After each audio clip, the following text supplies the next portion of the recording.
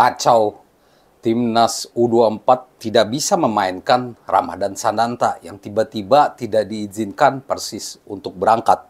Alasannya logis, Persis tidak punya stok striker. Apakah Indra Sapri harus khawatir dengan fakta ini atau masalah ini? Yuk kita bahas di video ini.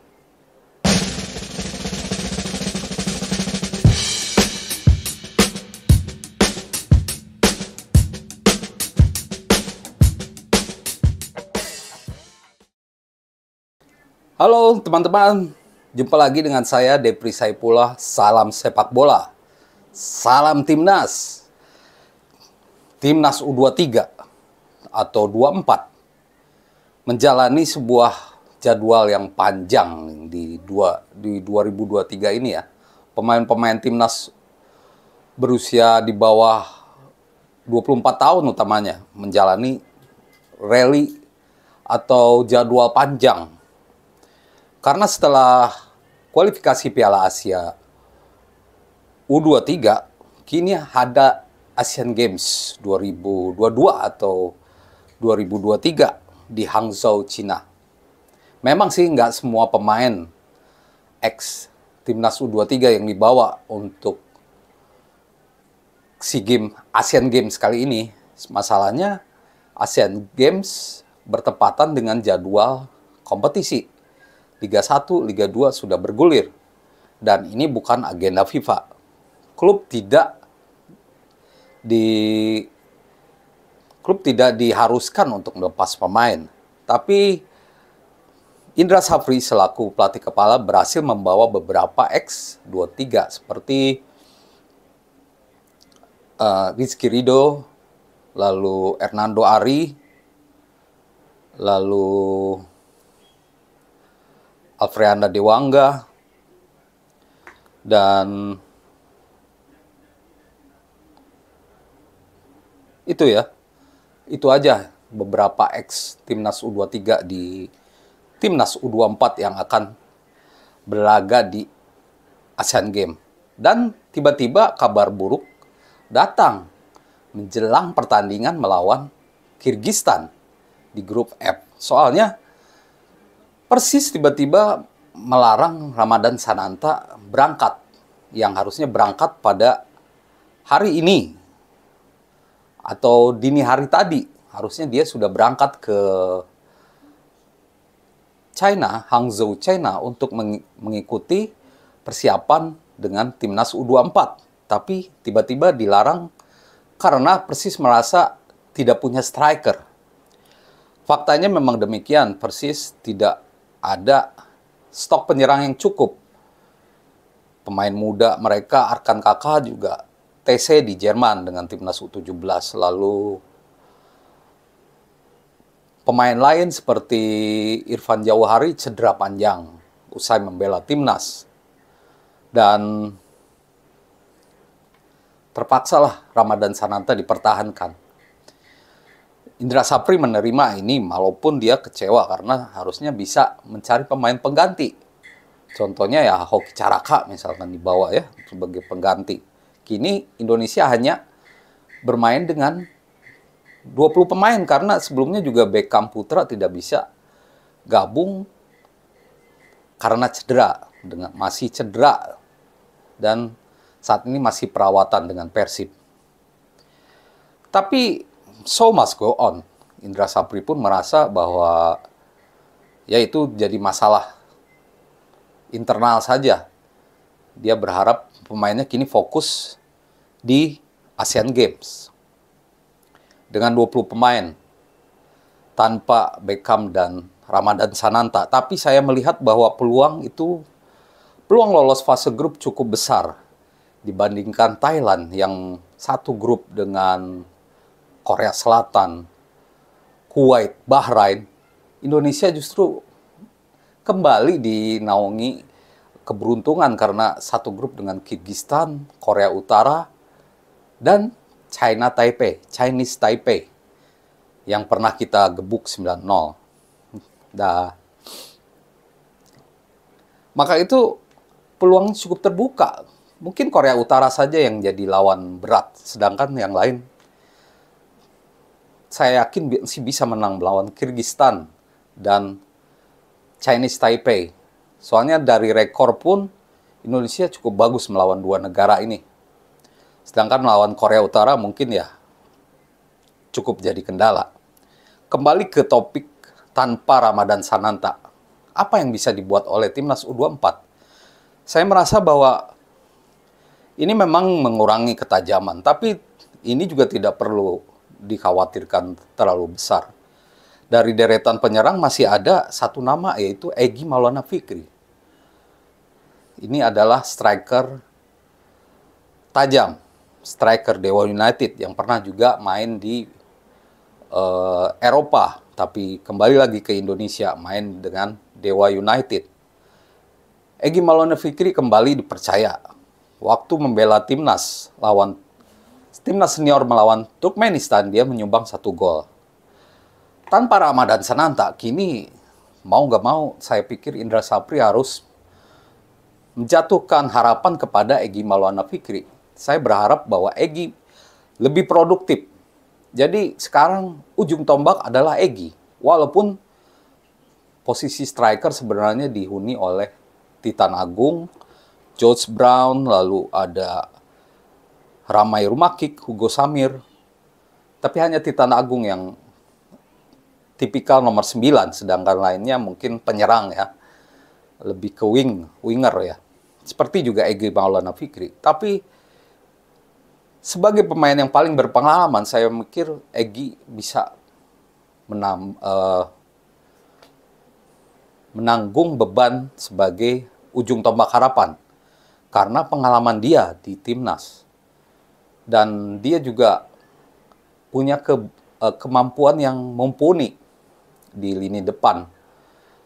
Saya pikir kalau Egy tidak cedera, dia bisa mencetak banyak gol. Saya harap demikian. Kalau tidak mencetak banyak gol, dia diharapkan bisa menyumbang umpan bagus untuk para penyerang. Tapi saya menilai peluang dia mencetak banyak gol cukup terbuka.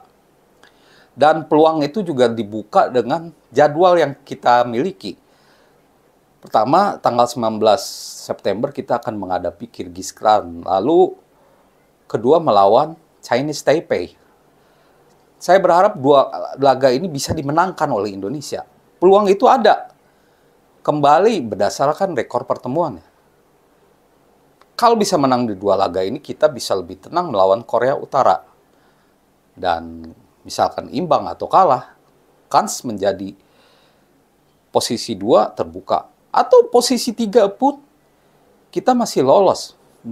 Karena lolos ke 16 besar itu sama seperti Piala Dunia U17. Ada 4 negara peringkat 3 terbaik yang bisa juga lolos ke 16 besar. Dan tentunya menghadapi lawan yang lebih sulit. Nah, kembali ke komposisi tim, ada 2 formasi yang saya pikir bisa dipakai Indra Sapri, yaitu 4-1, 4-1, dan 4-3-3. Kalau melawan tim yang sepadan atau lebih lemah, saya berharap 4-3-3 ya. Di mana saya memprediksi Egy Maulana, Titan Agung, dan Hugo Samir akan menjadi 3 penyerang utama di lini depan. Sedangkan di lini tengah ada Rahmat Irianto, Ananda Raihan, dan Muhammad Taufani. Sedangkan di posisi kiper ada Hernando Ari, dan posisi 4 back yaitu Bagas Kava, Rizky Ridho, Dewangga, dan Haikal Al-Hafiz. Asian Games kali ini mirip dengan Piala AFF U23 yang dipegang oleh Sintayong, di mana Indonesia meraih runner-up. Kekuatannya bukan kekuatan terbaik di timnas, karena pemain-pemain ini bukanlah yang terbaik ya.